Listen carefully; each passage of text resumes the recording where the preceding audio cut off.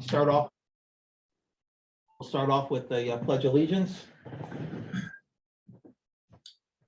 Pledge allegiance to the flag of the United States of America and to the republic for which it stands, one nation, under God, indivisible, with liberty and justice for all.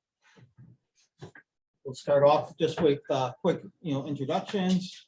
Ray Rogazinski, Chairman, Director of Public Works, City of Bristol. I guess we'll start off internally and then we'll go online, just working our way around. Yeah, good morning, Rich Donovan, NVCOG Transportation Planning. Good morning, Kevin Ellis, NVCOG Transportation Planning. Paul Benevich, Watertown Town Engineer. John DiCarlo, NVCOG Municipal Shared Services Director. Josh LeCart, NVCOG Assistant Planning Director. Karen Spence, NVCOG Transportation Engineer. Nancy Levesque, City of Bristol, City Engineer. Desiree Blanchard, NVCOG Communications Manager. Richard Crowther, NVCOG GIS Analyst, Zoom Master. Yes, Mr. Zoom Master, if you can let us know who's online. Or give them We opportunity. have from the town of Bethlehem. And you want to use the can get a ride to Borough Naugatuck, James Stewart. Pasadento, a Brian Nessarak. Sorry if I'm murdering your names.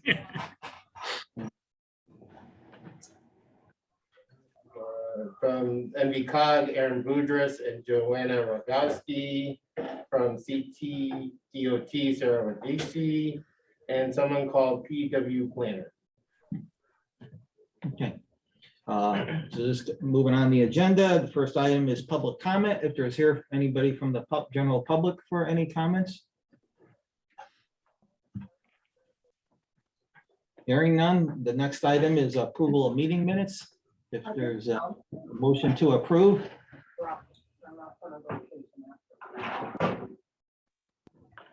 Mr. Webmaster, can you give them they have the ability to do approve.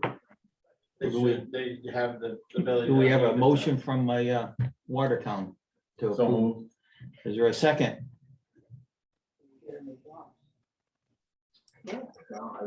Second, Brian Asteriak. All in favor? Aye. Aye. It'll be interesting. Next item, transportation planning.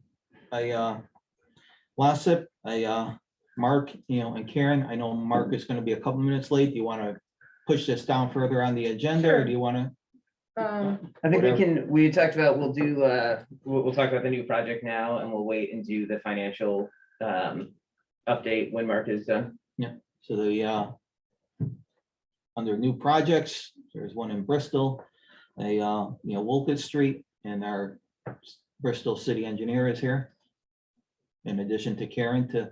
Yeah, I don't know if you just want to give a very quick general idea of the project. It's a roadway reconstruction. I don't remember the length of it off the top of my head, but It's approximately about a mile, I would say. I think so. It's a decent length. Some geometric improvements, drainage improvements, the general kind of stuff. And it's estimated at right now a little over $3 million. And we're just looking for the committee to accept it as a new LOTSIP project. Anything else you want to mention about the project? One of the reasons, one of the main reasons that we've proposed this street is due to safety. There have been quite a few accidents on the road due to the geometry, due to instruments. So drainage wise, it's also been complicated because it does ice up a lot during the winter. That's also been a contributing factor. So the city is just looking forward to the reconstruction of this street. And I remember there was a pretty significant volume of traffic that uses Wolcott Street. There is, it's used to access residential neighborhoods off to the southeast corner of the city and southwest, I should say. And it's the main access road for them. And I believe we need a vote. So if there is any questions on the information provided? If not, is there a motion to approve? So move. Is there a second? Okay. I'll second, Sheila. Any discussion? All in favor? Aye. Aye. For Bristol, I thank everybody for your support. Just moving down on the agenda, so we're gonna We'll come back to- wait because financials, so going on to speed hump program. Hi, good morning, Kevin Ellis from the planning group here. We've been receiving some questions lately about speed hump implementation, Bristol mainly, but some other places as well. So we have done some research here at NVCOG about speed hump plan implementation programs. So as a general overview, as from a big picture, there are several ways for traffic calming on a street. You can have narrow lanes, you can introduce features like on-street parking, introduce roadway geometric features like curb extensions, chicanes. You can plant street trees to create a sense of place and get vehicles to slow down. You can also implement speed humps and speed tables. These are all the different tools to accomplish the same goal. However, lots of these cost more than others. In particular, changing the roadway geometry can be very expensive. Speed humps and speed tables, however, are very inexpensive, so they're easy to implement in various neighborhoods. So there's a lot of benefits for traffic calming in a neighborhood. The biggest one is a reduction in average traffic speed, and due to that, you'll get a reduction in accidents on that street. And additionally, on that street, you will discourage cut-through traffic of people who just want to go through the area and potentially speed. And then in that neighborhood, you'll enhance the residential characteristics and safety of that place. However, there are potential concerns for implementing a traffic calming on a neighborhood street, in particular speed humps. You can increase the traffic volume on adjacent streets. If you have a block with several parallel neighborhood streets and you put speed humps on only one of them, all the vehicles will change their routes and go to other neighboring streets, increasing their speeds and traffic volumes. Additionally, emergency response times on the street with traffic calming can have increased times, and in times of emergency, every second can really count. Additionally, on the street with speed humps, you can get increased roadway noise of cars accelerating, decelerating, bumps and scrapes going over the speed humps. And then during the winter, speed humps can get damaged by snow plows. If there's a lot of snow in the road, it'll be hard to see where a speed hump is, and it's easier for a snowplow to just take one out. So the main idea here is to develop a policy for speed hump implementation. If you start placing them at individual requests, you end up with a fragmented system. So we recommend implementing a policy for speed humps. There are obviously many ways to implement such policy. So I'm going to be going over three main methods to do this. The first one will be installing speed humps at citizen requests. The second one will be developing a municipal or regional plan for speed hump installation and construction. And the third option is a little bit of a hybrid of the two options I just mentioned, which I'll be getting into in a moment.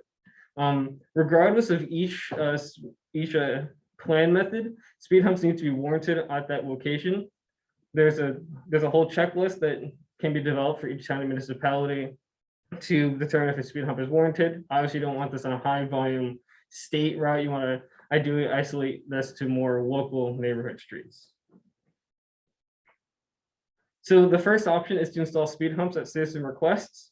So once a majority of citizens in the neighborhood want a speed hump, they go to the municipality, ask for one, and then if it gets approved, it gets installed. What can happen with this method is what I was alluding to with a fragmented network. You'll get speed humps in locations kind of smattered around an area, and you'll have no cohesive line of neighborhood streets with speed humps because only one neighborhood will request it, maybe the others won't, which can lead to the problems I alluded to earlier. And this method is a really reactive approach. You don't do much until you hear a request from a neighborhood, and then you install it, and then you kind of move on to the next location, which again can lead to a fragmented, uncohesive network. The second option is to develop a municipal-wide plan. This is what the city of Hartford has been doing for the past couple of years. What they did is they obtained public input throughout the entire city, got feedback and concerns about the residents for speeding, And then they created this master plan where they're showing speed humps and also other geometric improvements such as chicanes and roundabouts. But the city did basically a citywide study determining which locations were required speed humps. And then once they determined all these locations, they installed these speed humps and other traffic calming measures when they could during a relatively short amount of time during the course of several years. And I believe they're still in progress installing various features.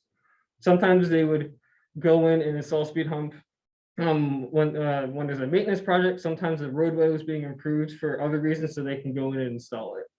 But using this method, the city of Hartford saw a 47% drop in crashes after 1 year of installation of speed humps and other traffic calming measures throughout the entire city in the locations they implemented these safety features. The third option is a hybrid of the first and second plan. This is something that the city of Newark has investigated. I do not believe they pursued it, but the idea is you develop a citywide or municipal-wide plan for speed humps, and then you have this plan you reference, and then as citizens request speed humps, you check the master plan. If the speed hump request matches the master plan, you install it, and perhaps some other speed humps in the nearby locations. Otherwise, you will not install it. So this is like, it's a good medium of both plans. Sometimes you don't have the capital to install everything at once in a whole entire municipality. This is a good way to help decrease the cost and stretch it out over time, but still obtain a cohesive network over the course of several years. So we here at NVCOG can use a streetlight to help evaluate traffic calming. A lot of times it can be difficult to tell if a speed hump is required in a municipality to determine cut-through traffic, how much cut-through traffic there is. So what we can do here is we can quickly assess average speed and traffic volume data for a given street or streets in a neighborhood. And then we can use streetlight to analyze the cut-through volume going through there and determine if the speed hump is warranted. We can also delve deeper into analysis about vehicle type, trucks, residential vehicles, that sort of thing. So as I was stating, we here at NVCOG can assist with policy development. There's a lot to speed hump implementation about all sorts of considerations and what will need to be done for various vehicles and residents. So we can help determine which streets are warranted, where these speed humps might go, and then we can perform additional research based on specific concerns of municipalities. So with that, I'd like to open the floor to any discussion about speed humps or any other traffic calming policies in general. I guess from a, from Bristol's perspective, and you even referenced Bristol at the beginning, because I think we originally reached out to, NVCOG because, there's talk, in Bristol about, speed humps. I don't know if you even aware where we sit. So at this point, we hired a consultant at VHB to just do some very minor work to, in effect, talk to our Board of Public Works and even get to the point whether it's something we want to move forward with and even start developing a policy. So I guess at a minimum, if I can get a copy of your presentation, and probably the other communities probably feel the same way. But if you can email us directly your presentation, and then I assume with a lot of NVCOG services, if requested, you'll come to a potentially a meeting for our Board of Public Works. Oh, certainly. And honestly, maybe I can even leverage the work that you did with even the work that VHB is doing for us. And then certainly anything that we develop, we'll share with NVCOG, and the rest of the communities. My position on them is, for lack of a better way to explain it, just play it straight. And I have no agenda as far as where they go. I do feel very strongly that I wanted a proactive policies set up, because in my mind there's certain type of roads that they should never be on. So I wanted to develop a policy so we don't in effect we have some control and agreement where they, where they're gonna go, if they do go at all. I know Farmington just recently passed an ordinance prohibiting them, specifically. Mhm. I would tell you, talking to the various candidates, other departments that are affected in Bristol, PD wasn't, isn't, sold on it. Once again, our goal to hire a consultant and look at a policy was even to determine if it's something that we want to pursue. Quite frankly, even to put us in a position that when we act, when we do get, active requests, at least we can say we either looked at it and we're not doing it, or we looked at it and we are doing it, that's really our intention. So, I think having a policy or a plan guideline is very important because it helps distill all the requests that you would get in the future. And it makes it feel less random of which ones you approve, which one don't you. You can say, we looked at these 10 steps and after vetting through the 10 steps, it got approved or it didn't. And so it's easier to talk about and implement. Part of the, I've talked to, as part of our process, I talked to, Hartford's, engineer. He thought it was a very good, program. I've talked to, other people are familiar with the, program, and they, their perspective is that they had success, and failures. They based that on the fact that, Hartford has, removed installed them and removed them. I personally don't believe that that's an indication of a failure. One thing I would advocate if Bristol moves forward or put in our policy is that there's a policy to put them in and there's a policy to take them out, and the fact that one of them comes out doesn't mean that anybody has egg in their face. It just means that, there was desire to put them in, so to me, I think even removing them has to be defined and part of the process. Do you have any understanding as to why Farmington sounds like they're against the speed humps altogether? Any, do you have any understanding as to why? No. And that's kind of interesting to hear. I would say in general, I would think that people want them on their street because they don't want speeding. Yeah. If they knew enough, they don't want them in front of their house because it increases road noise and everybody traveling the road hates them. So, you tell me where it all, flushes out and, ends up being a consensus. Yeah. Kevin, did you want to just say a few words about what streetlight is and how it works, just in case others have not got as much awareness of that? Certainly. I was thinking that. Streetlight is a traffic analysis, I guess, software. It uses big data, data from like various mobile devices and other geolocated devices to track traffic movements on a network. And it's something that we here have access to. It basically can track, it can do what the DOT normally does for traffic data collection. They normally use like hard, like loop detector or like tubes on highways and other roadways to collect data. This is more of a like live real-time approach, and we have vetted these with DOT in the past, and we've gotten them compared and approved for other projects. I don't know if you can say more to that, Rich. Yeah, really, it just, instead of being a snapshot of what traffic data looks like, it gives us a full 24-hour, 365 picture of where traffic goes, where it begins, where it ends, what routes it follows, and how fast it's moving. So it's a great tool for things like this, where we can do origin and destination type analyses and measure where the routes that those traffic follow. And so in a case like this, where we want to look at cut throughs on residential streets, it's a really good way to get some pretty accurate numbers. And the turnaround time for our work is quite short compared to having to set up a conventional county program. Yeah, typically we can do most of these analyses within a couple of days at most. It's very impressive. It's a little creepy, but very impressive. I don't know if there's any question or comment from people in the room. Watertown. No, the only thing I would say, I know the highway department's never happy about anything in the travel lane. So, especially for plowing, I've had that question asked in town. So, but something to consider. And I'd like to copy your presentation also. When they send it to Watertown for me personally, I'll get them. Should have our emails. So. Yeah, we'll send the whole presentation out and we'll make sure it's on the the NVCOG website as well, if you have other members of your municipal staff, you want to have a look at it.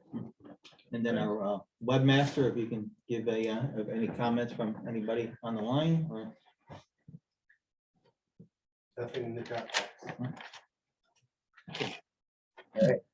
Just moving on to the next, You want to agenda jump item. back to, No, we'll finish this one. A corridor study planning. yeah, so just as we get toward the end of the year and the beginning of calendar 22, we want to start thinking about what will go into the next NVCOG UPWP and some of our next corridor studies. So towns that have anything you're thinking about, we can start discussing those so they're ready to go when applications open up. And yeah, because we still haven't heard from our last solicitation. Supposed to be coming down soon. I think they said November. So we'll see. We did submit 2 applications. So we'll see, but solicitation may be every 2 years. So we did one this past spring. So it may not be next year. It could be the year after, but it's good to, even if you don't, if you have something that you want us to, you think needs to be looked at, just let us know anyhow, because we could always look and see if we could fit it into our program or find some other funding source to do a comprehensive study. And then kind of to go along with that, the longer comprehensive studies, we're still waiting on the answer on the 2 we've submitted, and it may be a while before we can submit those, but we can also do, some smaller reviews, especially when it comes to safety at individual intersections or segments. So, anything like that, certainly let us know, and we're happy to talk about it as we come up on the next planning year. Did you talk about the roundabout? No. So we jumping around, or are we still on corridor study? Oh, we just saw in the quarter, so it just came up while I was thinking about it. CONDOT held a seminar, what do you call it? They call it a lunch and learn. Yeah, but it turned out it was a 2.5 Yeah, hour. yeah. But it was sort of everything you wanted to know about roundabouts and why they're, kind of popular and looking at it as a safety measure. We have the presentation or recording of it. So if anybody's interested, if you're thinking about, gee, maybe is there a location in your town that, a roundabout may be a good option, let us know, because we'll talk to you about it, and we can share this CONDOT seminar thing, because it goes into a lot of detail, a lot of depth, and which was good. It went through everything. So that's another thing I would just be saying, when you're thinking about corridor studies, and as Rich said about intersections, think about roundabouts. It could be something that could, fit in your town, and they can be controversial. But through education, you can get over that controversy. So again, just let us know, and we can, provide links to that recording. I'd have to imagine too that if a municipality was thinking about a roundabout, Scott Bushy, who is the DOT roundabout person, Yeah. would definitely, meet with anyone and even let you know, yeah, I think this is a good candidate, or it's not, for whatever reasons. I think he avails himself often and wants to promote roundabouts in our state. So I'm sure he would be, willing to meet with people. Good candidate locations are ones where you think you need a traffic light, or there is a traffic light currently. The 4 legs that make up the intersection are somewhat balanced in terms of volumes. And you want volumes that aren't excessively high. I don't like 2-lane roundabouts. I think they can get a little, more difficult to deal with. But if you have, volumes that are, 15,000 or so or less, they actually work very well. They reduce congestion, they reduce reduce accidents, things like that. So They're pedestrian friendly, bike friendly. So anyhow, it's just something as an aside that came up this past week.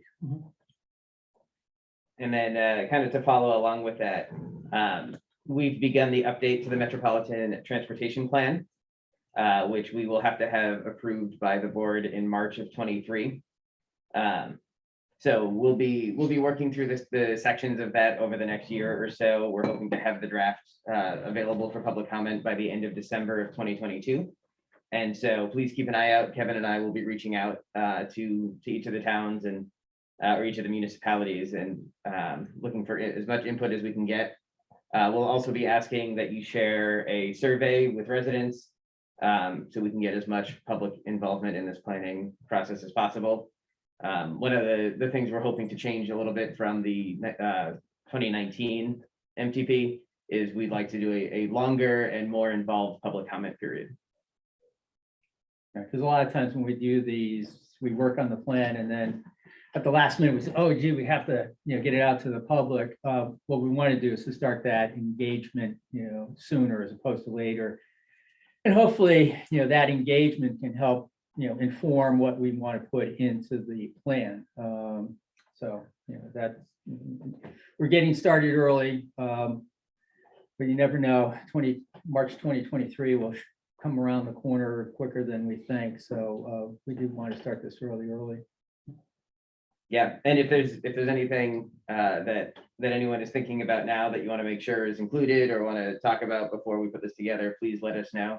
Feel free to reach out to us, as soon as possible, and we'll be putting some of that together. You want to read that comment? You want Just to sign it. to go back up to a finance plan? No? Yeah. That Mark's here. Yeah, I had another call that I had to get on.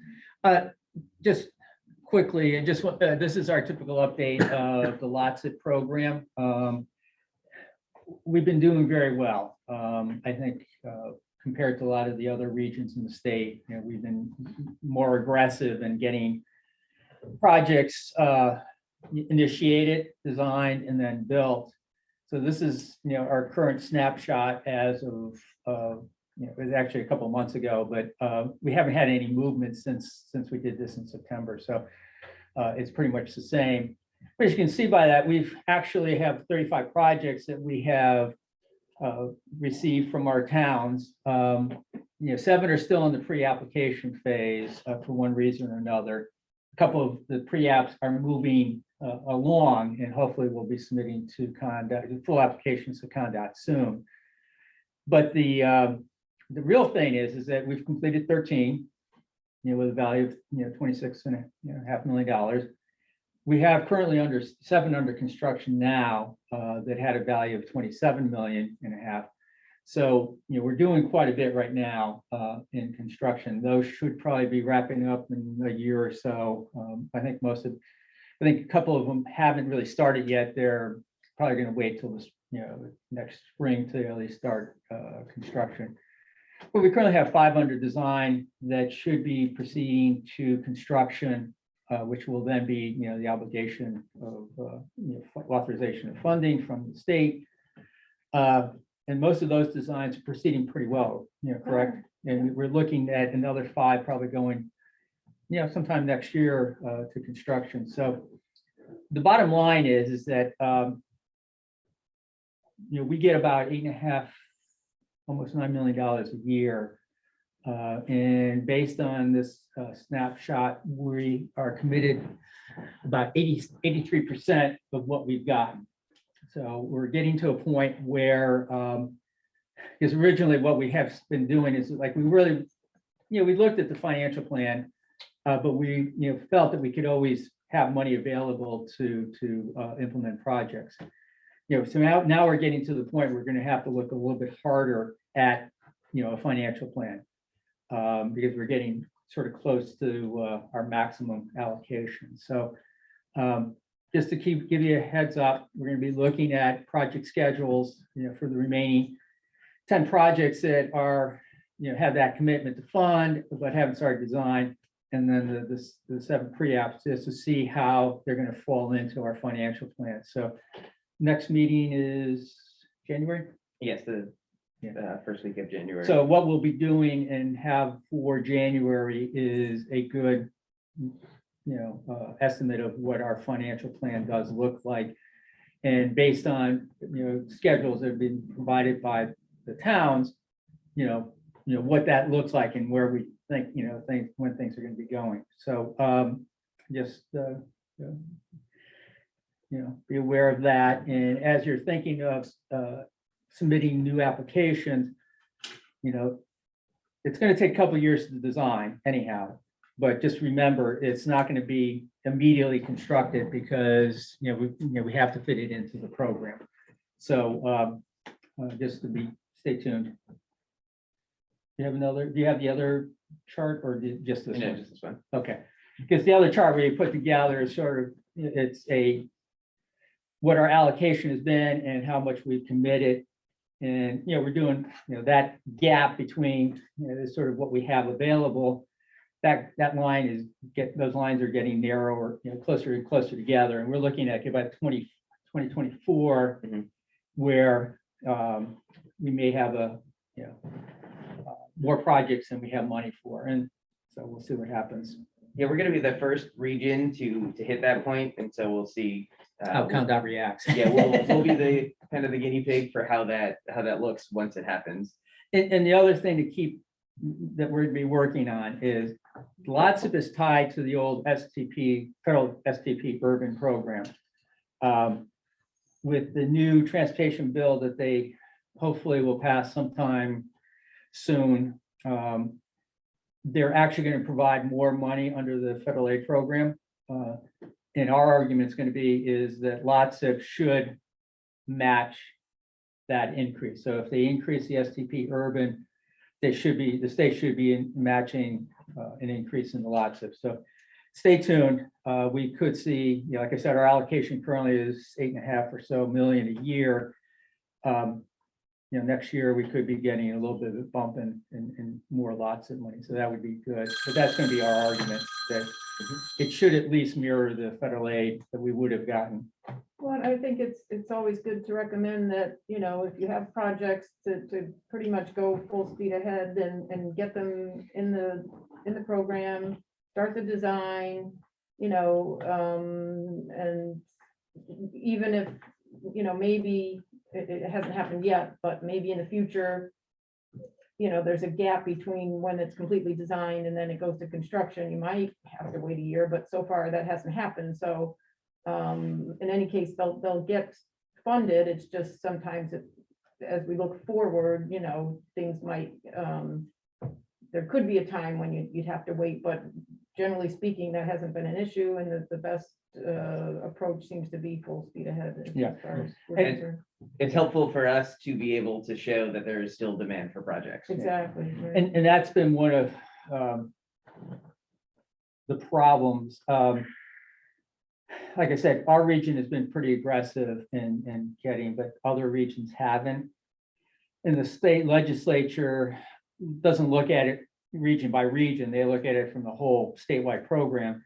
So if they've looked at, well, we bonded this amount of money, but we've only spent this amount, they're gonna say, why should we, allocate more? And, so, and it's hard for, we have to make the argument, but there are some regions that are being, using their money more. And we shouldn't just sort of be held hostage from other regions that haven't spent their money. Our argument should be, well, if another region isn't spending their money, let us use it. Well, that may Yeah. come to That may pass. come That back, may yeah. come to pass. So all the more reason to keep the projects moving Moving along, and, yeah. And again, I've been doing this a lot of years, and I worked a lot with the federal aid program.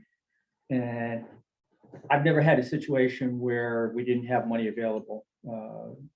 Something always happens with some project where it gets delayed. The rights of way comes up where, it takes a year to get the rights of way that we hadn't anticipated. Or there's some, change in the administration that they changed the project. Something somewhere always seems to happen where we haven't had that issue where we are in a real deficit situation. So, yeah, as Karen said, nothing to keep the towns from, keep the projects coming, keep Utilize the designing. program Yeah. and keep them coming. Now, with respect to review of guideline documents, maybe you can just briefly highlight the changes? Yeah, basically, what we wanted to show here is two things. One of the things we've noticed in a number of applications, I'd say probably within the last year or so,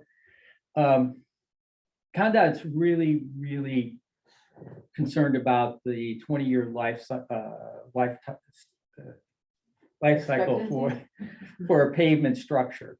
And as part of the application, they really want the towns to demonstrate that they know what's underneath the surface, what the condition of that base is, and what they're proposing to replace the road with, so that they can show that they've done their due diligence and have, can show that they're going to get a 20-year life out of that pavement. So just a reminder, we put that in our guidelines to emphasize the need to do borings, to do your subsurface analyses and soil analysis, whatever. I'm not the engineer, so. Yeah, that's right. But that's got to be all part of the application phase. A lot of times we've been holding that off until design, and now we're really emphasizing that it needs to be part of the application phase. So that's one thing that we wanted to highlight in the application and in the guidelines. The other thing is this whole issue with streetscape type elements, the complete streets, the concrete pavers, granite curbing, decorative lighting, benches, things that might make the environment, be more aesthetically pleasing, maybe safer, better for pedestrians. CONDOT has had, sometimes they accept them, sometimes they don't. If they're in a real specific downtown, they tend to say, yeah, that makes sense. Locations that are just on the periphery of the downtown, becomes more of an argument. What we're putting in our guidelines is, an explicit statement that the NVCOG board supports the inclusion of streetscape complete street elements into a LOTSIP project, and that we consider those participating items. So we're going to present this to the board at the November meeting for their endorsement. We had at the last meeting, we sort of brought it up, and there's general agreement that they make sense. So this is sort of formalizing that.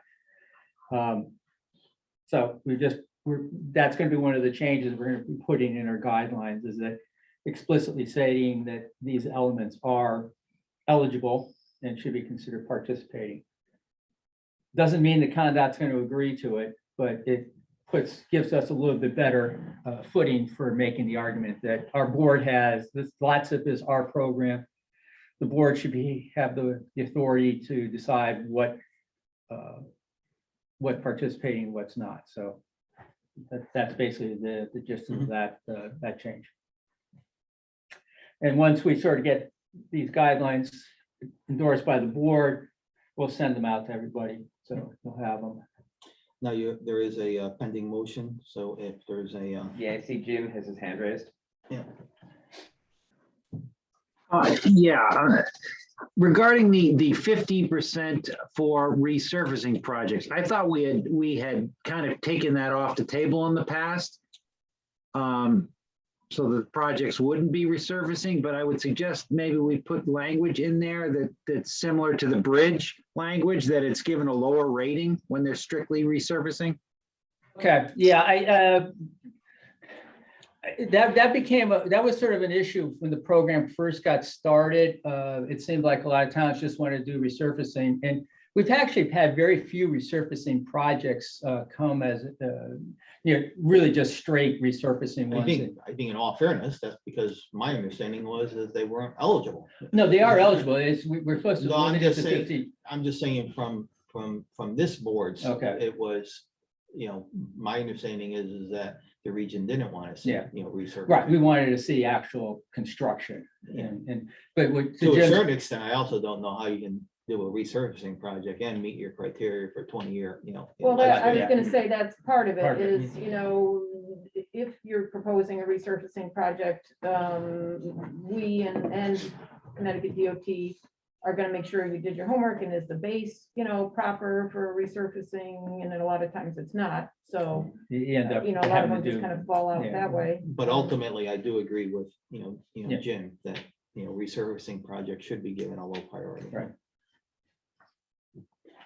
I guess if the committee is, comfortable, there'd be a motion to approve subject to the amendment of on the Naugatuck. So moved. Is there a second? Second, Any discussion?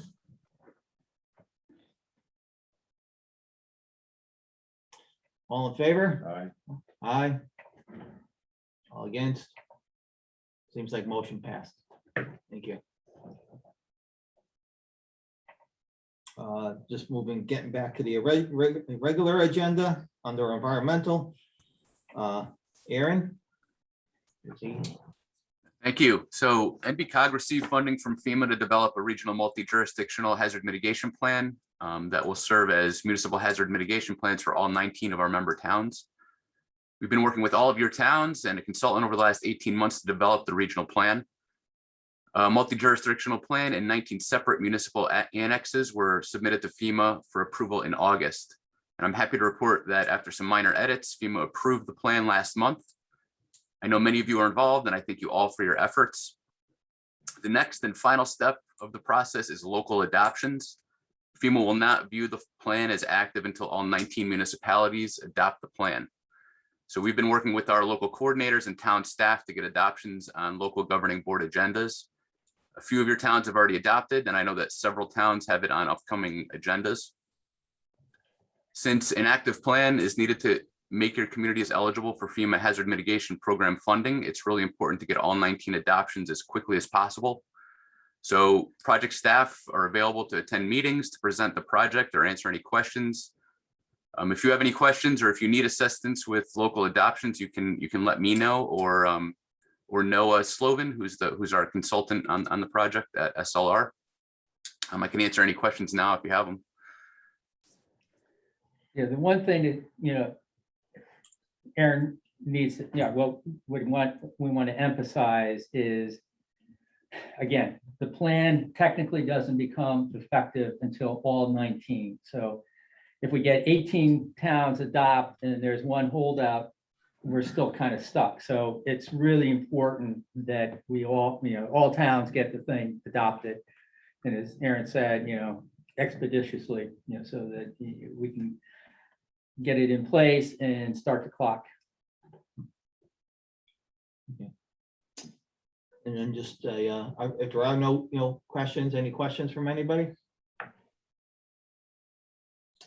In which case, moving on, emergency management update. Good morning, everybody. Can you hear me? Yes. Okay, great. Just want to recap. I know you probably already know this, but for Tropical Storm Henri, the state did not meet the initial damage threshold. So there is no FEMA funding available for that. However, with Tropical Storm Ida, they did meet the thresholds, and they are in the process of, I know a lot of you are submitting, and I know that FEMA is in the process of confirming the information that has been submitted for reimbursement. And I just want to say thank you also to all the people who helped last month at this time. We were soliciting projects for this FEMA One Good Idea Club that was a state portal, online portal, and happy to say that all 19 of our municipalities had submitted projects.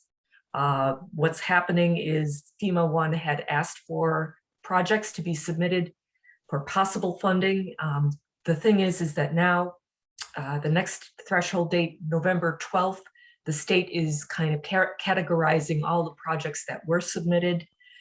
They're going to pass those on to FEMA, who will try to hopefully get some resources available for making those projects a reality. They're going to be looking from within FEMA and outside FEMA federal agencies for either technical assistance or funding for those projects. NVCOG towns submitted 75 projects altogether. Our staff was actually gleaning from the natural hazard mitigation plan that was just approved by FEMA. And, we also included some projects from the regional standpoint. And I just want to say, there have been a lot of projects regarding drainage and flooding and culvert replacements. So I know that that's top on the mind for a lot of you guys. So, and ladies, so thank you so much. I can answer some questions if you'd like. Any questions for Joanna? Yeah, Joanna, this is Lenny Assett from Bethlehem. I got a note from John Fields yesterday that said the Litchfield County towns did not meet the criteria for FEMA for Storm Ida. Is that different than what you know? So I think that he was talking about the Small Business Association, but I can follow up with that because No, he told me go ahead. He told me that the towns did not meet the requirements for any reimbursement for Storm Ida, but that we had put together stuff for Storm Henry. Okay, my understanding is opposite, but let me follow up with John Field and I'll get back to you offline. Is that okay, Len? Yep, that's fine. Thank you. Okay.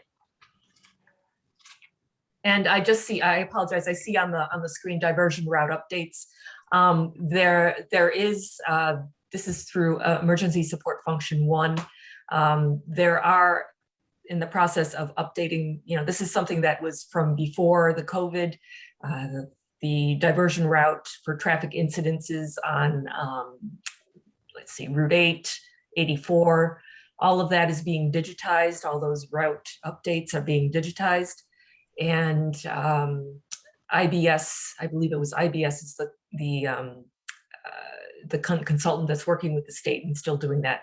We're going to be in the process of getting back to that project, and Richard Donovan is going to be helping out with that. And that's all that I have. Okay, thank you. Any questions or comments? If not, moving on, shared services, John DeCarlo. Good morning, Mr. Chairman. Thank you, everybody. At the end of the table here, I'll direct my voice toward the owl and hope everyone can hear me online. Before I start, I just want to mention to everybody, anyone who doesn't know, this may be First Selectman Assard's last meeting here at TTAC.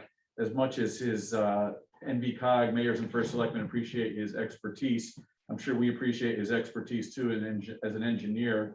He is moving on from his second stint as First Selectman of the town of Bethlehem to serve on the Board of Finance. So thank you, Lenny, for all your help here and participating in our meetings. A couple of things overlap with Public Works directors and our programming before I get to the shared services component. One is that we pitched to everyone, some of you that are certainly on the call, a DEEP program grant for pilot programs to do some municipal solid waste food diversion and other unit-based pricing. The deadline for putting in applications was last Friday. We're very happy that 7 of our towns and NVCOG as a region put in applications. There were 40 applications submitted statewide, so we had almost 1 in 5 basically of the state came from our region. We're looking forward to working with some of the people here on the call, as well as every municipality that applied for the grant funding. DEP is going to start reviewing that this month, and we look forward to touching base with everyone. Our household hazardous waste program, 15 of our 19 towns participate. We sent out a notice yesterday that we have proposed 2022 collection dates of April 16th, July 16th, and September 24th. We're going to be sending out a notice and an agenda shortly for our annual program meeting for household hazardous waste, but our vendor told us they'd like us to start reserving dates now. So that's what we've selected. If anyone has any issues, questions, concerns, please contact me on it. Regarding the shared service that worked well several years ago for several of our towns, if Rich, you want to play the video briefly, hopefully everyone can see. This is Pothole Killers Program truck working in Naugatuck in 2017. They're doing a thoroughfare in the borough, Allerton Farms Road, that Jim Stewart was involved in booking for them. And I'll ask Jim for a comment in a moment. But the service is that They will bring a truck like that out to one town per day. We get a discount if we have multiple towns participating in it. They fill the truck up with a certain amount of aggregate. It can hit as many potholes as you can with that amount that they put in. And it tends to be something that's faster than a crew can do. It saves some time with having your crews do it.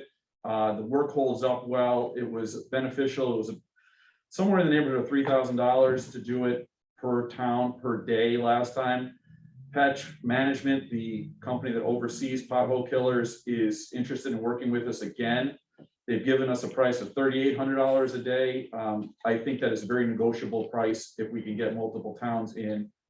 And the towns that participated in 2017 were Naugatuck, Woodbury, and Waterbury. Jim, if you can speak up and let us know how you thought it worked for you, I'd be interested at the moment, because I do recall being there and filming this in Naugatuck, how the work held up and what you thought of it. From what I remember, it worked pretty well.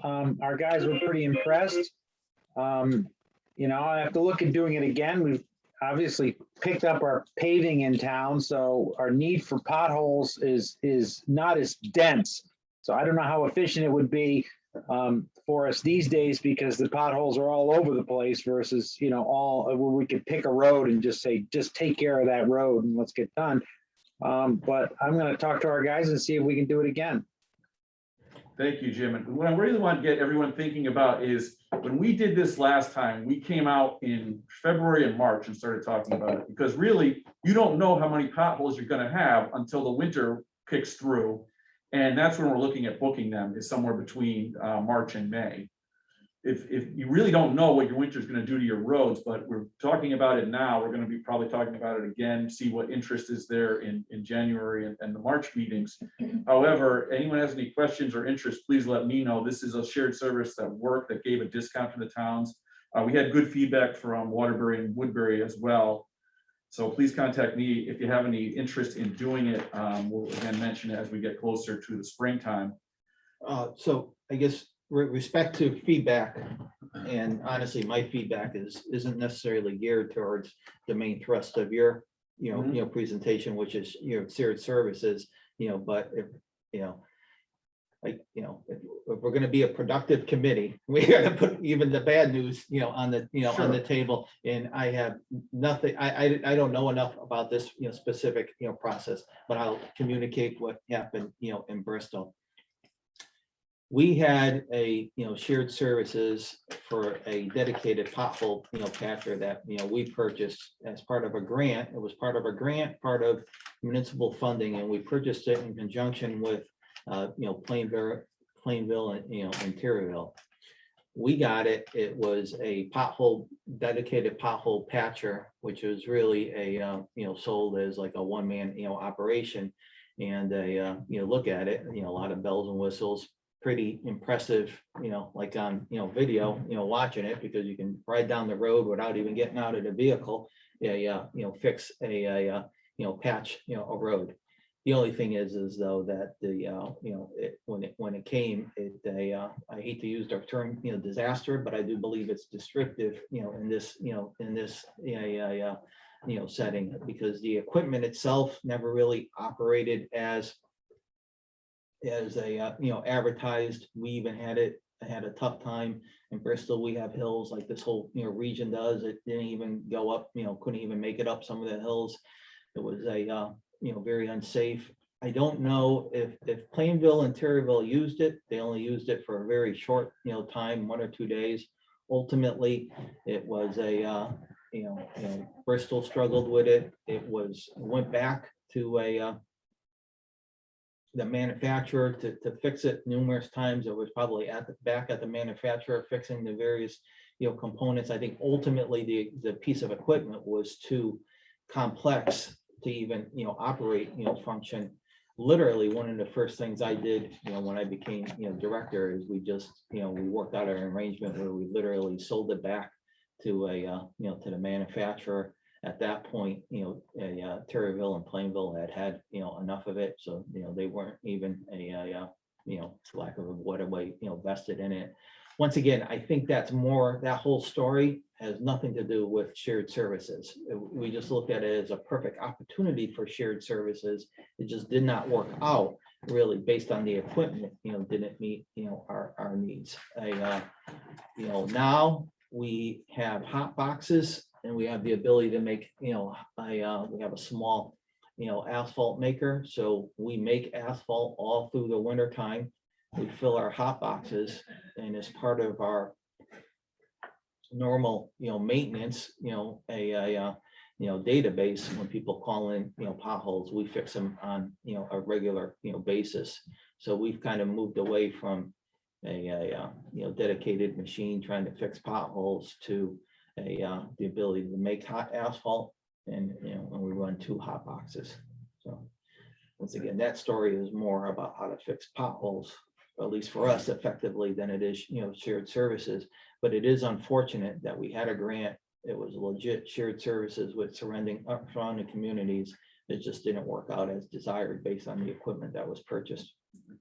Thank you very much, Ray. Was that an ICE grant that came through from the state? That actually predates me, but I believe so, yes. Yeah, that program, we've been asking OPM to fund that program for years again, because it allowed for shared purchasing like that, I believe it was. I think the one benefit or the moral of that story would be that with something like this, you're not purchasing a piece of equipment that's going to sit around and potentially be a problem. It's guaranteed if they don't, you get to use the aggregate as much as you want, and then when you're done, you're done. But it also opens the door to what I just wanted to put on the floor is we are open to any kind of shared procurement or services that this group would like us to pursue. We pursued a few things, but one of the things like a tree cutting service, a line painting service that could potentially give economy of scale benefits. I put it on the floor for any public works director, any engineer, any services or procurement that you think we could share some money with.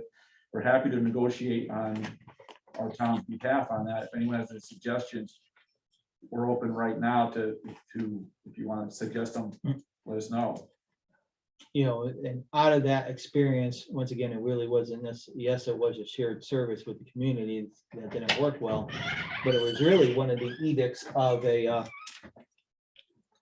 city of Bristol will never buy something that's like outside our other than like a dump truck. We're never going to expand our fleet of something innovative without renting it first. Excuse me, just a second, Rick. Sheila texted me she wanted me to let you know she had to drop off the call. Yeah. Thank you, Ray. And I also noted that Jerry Lukowski from Southbury had a question. I think he has a couple that we can cover. You need to repeat the date of the. Yes. I saw that. So for Jerry, we don't have locations yet. We are going to determine the locations during the December 8th program meeting. We do have dates. The dates are April 16th, July 16th, and September 24th. Obviously, there won't be one in Southbury again. There was one in Southbury this year, but the group will decide where the locations are based on past history and who's up in the schedule. If that answers that. And I said, I saw Jerry had at least one other question that we could probably cover in the other category in the agenda. But thank you, everyone. And like I said, let me know if you think of something that we could save some money on procuring a service or equipment. Thank you. Any other questions or comments on shared services? Next item is a motion to adjourn. Oh, sorry. So Jerry had another question. Yeah. Yes. His question was on discussing grants and federal or state shares for bridge and road programs. I'm sorry, repeat the question? I don't know if Jerry, you want to re-ask the question verbally? Yeah, it's just being new here in Public Works here in Southbury. It's like, what's the process, the model? Is there any training that you have?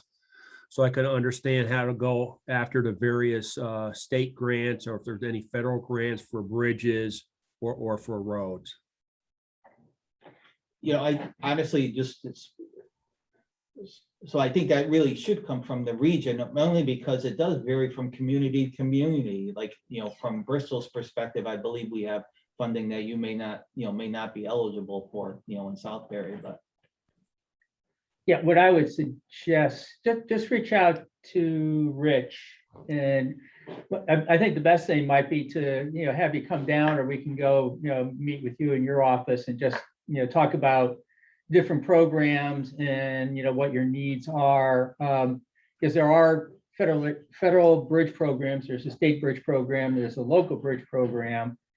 We do have lots that, and then, it's the whole federal transportation program, for roads and bridges. So I think the best thing might be to set up a time to meet and, talk to you individually about, what your needs are and, what we can, help you out with.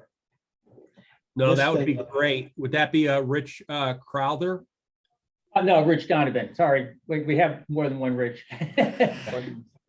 But it'd probably be Rich Donovan, myself, maybe Josh, and Kevin, we come as a team and, we can just talk about, and it might be good, since like you said, you are new, just to, touch base and get to know you and, explain what we do and how we can help the town.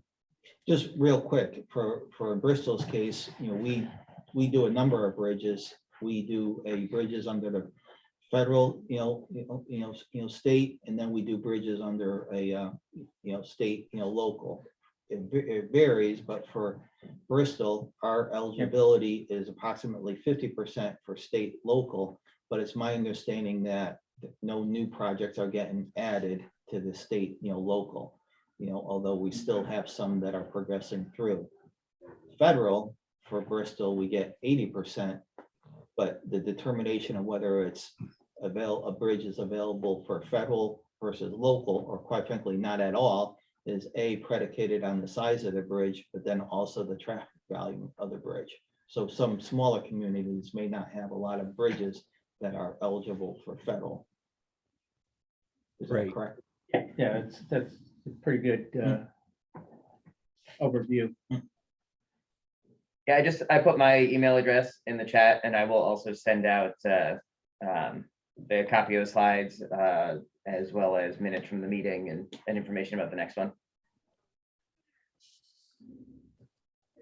So with that, any other questions or any items that anybody wants to bring forth? If none, motion from Watertown to adjourn. Is there a second? Oh, and just real quick, I'm sorry. We just a brief look at what next year's meetings might look like. Like I said, I'll send this slide or this entire presentation out. So if any of these dates look like they may be an issue, let us know and we can look at moving them around. And it's generally the first Wednesday of a month, First Wednesday of every other month. Every other month. Yep. I always forget whether we go, we do semi-month, no, what is that, bi-monthly? Semi-month. Bi-monthly. All right, sorry. Every 2 months. So there's a motion. I believe there must be a second. All in favor of adjournment? Aye. Aye. Thanks a lot. Thanks, everybody. Thank you. I'll come to the meeting because, Did Trish get you what you were looking for?